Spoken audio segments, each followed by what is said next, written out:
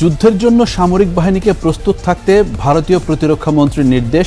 তাদের চরিত্র কি, তারা কিভাবে মানুষকে জবাই করে। বন্ধুরা, উগ্রবাদী ইসকনকে রক্ষা করার জন্য ভারত উঠে পড়ে লেগেছে। যে কোনো সময় ভারত বাংলাদেশে আক্রমণ করতে পারে। আমি এখান থেকে দাবি করছি, ভিসা 100% স্টপ করুন, বাকিটা আমরা বর্ডারে করব। ভারতের দাদারা যেভাবে উস্কানিমূলক হুমকি দিচ্ছে তাতে এই বিষয়টি বলাই যায়। বাংলাদেশ কি তোর একার? বাংলাদেশ কি তোর একার? বাংলাদেশ হিন্দুদের বাপদাদা।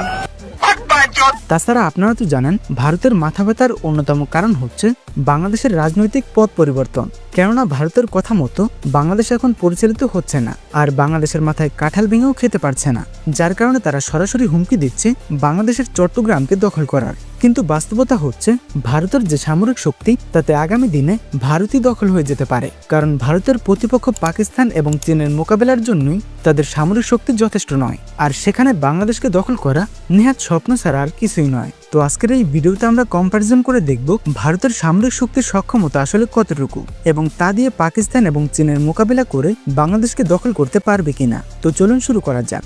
ভারতীয় সেনাবাহিনীর সংখ্যা প্রায় 13 লক্ষ, যা চীনের পর পৃথিবীর দ্বিতীয় সর্বোচ্চ বহর।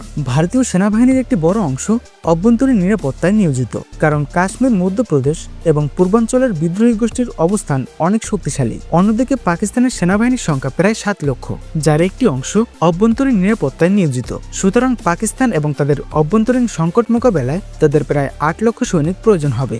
অন্যদিকে অবশিষ্ট মাত্র 5 লক্ষ সৈনিক দিয়ে চীনের মোকাবেলা করবে নাকি বাংলাদেশকে দখল করবে। সেনাবাহিনীর সংখ্যা বিবেচনায় ভারতের পক্ষে এই মুহূর্তে বাংলাদেশ, পাকিস্তান এবং চীনকে কোনোভাবেই আগ্রাসন করা সম্ভব নয়, কারণ কোনো দেশের ক্ষতি করতে হলে তার 3 গুণ সৈনিক দরকার হয়। ভারতের অবশিষ্ট 5 লক্ষ সৈনিকের মধ্যে ন্যূনতম 3 লক্ষ লাগবে চীনকে মোকাবেলায়, যার ফলে বাংলাদেশের বিপক্ষে সর্বোচ্চ 2 লক্ষ সেনাবাহিনী মোতায়েন করতে পারবে ভারত, আর যা দিয়ে একটি দেশকে দখল করা মোটেও সম্ভব নয়, কেননা বাংলাদেশেও রয়েছে প্রায় 1,70,000 সেনাবাহিনী। তবে এর ভেতরে কিছু কথা আছে, আর সেটা হলো সমর্থন দেওয়ার মতো যদি যুদ্ধ অস্ত্র থাকে তাহলে অল্প পরিমাণ সেনাবাহিনী দিয়েও একটি দেশের ক্ষতি করা সম্ভব। যেমন রাশিয়া, ফ্রান্স, আমেরিকার কোনো দেশের প্রতি আক্রমণ করতে হলে তেমন কোনো সৈন্যের প্রয়োজন হয় না, কেননা তাদের কাছে রয়েছে অত্যাধুনিক প্রযুক্তির সব ক্ষেপণাস্ত্র।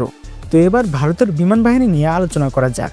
ভারতীয় বিমান বাহিনীতে সব থেকে বেশি কার্যকর বিমান রয়েছে 10টি, মানে আমি ওই সকল বিমানকে বোঝাতে চেয়েছি যেগুলো হেভি ওয়েট বহন করতে পারে। যাই হোক, মিডিয়াম ফাইটার জেট রয়েছে 30টি, যা ভারতের মতো এরকম একটি বড় দেশের জন্য যথেষ্ট নয়, কেননা আমরা দেখেছিলাম 2020 সালে চীনের সাথে ভারতের সংঘর্ষ হলে ভারতের ট্রান্সপোর্ট ব্যবস্থা অনেক দুর্বল হয়ে পড়ে, আর যেটা সারা পৃথিবীবাসী দেখেছিল। তৎকালীন সময় তাদের কয়েক সপ্তাহ লেগে গিয়েছিল সৈনিক এবং সরঞ্জাম মোতায়েন করতে। তবে অবাক করা বিষয় হচ্ছে ভারতের কাছে 500+ মাইনের যুদ্ধ বিমান রয়েছে, তাই এতে কোনো সন্দেহ নেই যে বাংলাদেশের গুরুত্বপূর্ণ স্থাপনা খুব সহজে ধ্বংস করতে সক্ষম হবে ভারত, কারণ বাংলাদেশে তেমন কোনো যুদ্ধ বিমান নেই, যা আছে সব পুরনো মডেলের। তবে বিভিন্ন নিউজে দেখা যাচ্ছে পাকিস্তান থেকে বাংলাদেশ কয়েকটি যুদ্ধ বিমান কিনতে চলেছে। তবে বাংলাদেশের ভূখণ্ড দখল করতে হলে ভারতের বিমান বাহিনী তেমন কোনো কার্যকর ভূমিকা পালন করতে পারবে না, কারণ ভারতের বেশিরভাগ বিমান গ্রাউন্ড স্টেপ মিশন পরিচালনা করতে পারদর্শী নয়।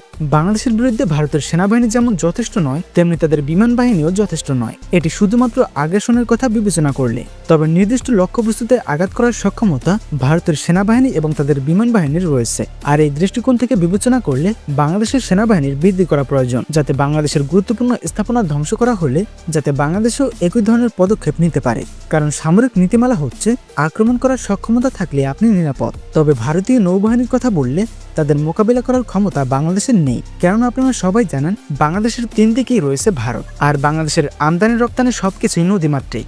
যদি ভারত নদীপথ বন্ধ করে দেয় তাহলে বাংলাদেশের পক্ষে দীর্ঘদিন টিকে থাকা অসম্ভব। যদিও মিয়ানমারের সাথে বাংলাদেশের সীমান্ত রয়েছে, তবে যাতায়াতের জন্য তা যথেষ্ট নয়, আর এমনিতেও মিয়ানমারের সাথে বাংলাদেশের সম্পর্ক ভালো নয়। সাম্প্রতিক সময় ভারত বাংলাদেশের দখলের হুমকি দিলেও বাস্তবে তা কখনোই বাস্তবায়ন হবে না। যদি তা সম্ভব হতো তাহলে কাশ্মীরের মতো বাংলাদেশকে অনেক আগেই দখল করে নিত।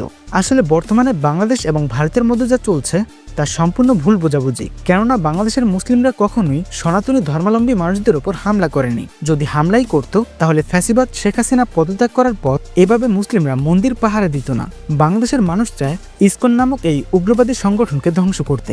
আচ্ছা, আমি বুঝি না আপনারা পশ্চিমবঙ্গের মানুষেরা কেন ইসকনকে সাপোর্ট করছেন, যেখানে 2009 সালে ঠাকুরগাঁয়ের দুর্গা মন্দিরে ইসকন সমর্থকদের হামলায় প্রাণ যায় ফুলবাবু নামে এক সনাতন হিন্দুর। তাছাড়া আপনারাই বলুন, বাংলাদেশের র নামের এই বইটিতে সরাসরি লেখা আছে ইসকন নামক একটি সংগঠন বাংলাদেশে কাজ করছে। এটা মূলত ইহুদিদের একটি সংগঠন। এই সংগঠনের প্রধান কাজ হচ্ছে বাংলাদেশের উস্কানিমূলক ধর্মীয় অনুষ্ঠান পালন করা, যা ধর্মীয় দাঙ্গা সৃষ্টি করে। এখন আপনারাই নিজের বিবেক দিয়ে বলুন, এই সংগঠন কি বাংলাদেশের জন্য ভালো কিছু বই নিয়ে আসবে, নাকি বাংলাদেশকে দিন দিন হুমকির মুখে ঠেলে দেবে? আশা করি আপনারা বুঝতে পেরেছেন। তো বন্ধুরা, এই ছিল আমাদের আজকের এই ভিডিও। তো আজকের মতো এই পর্যন্তই, দেখা হচ্ছে পরবর্তী কোনো ভিডিওতে। ধন্যবাদ।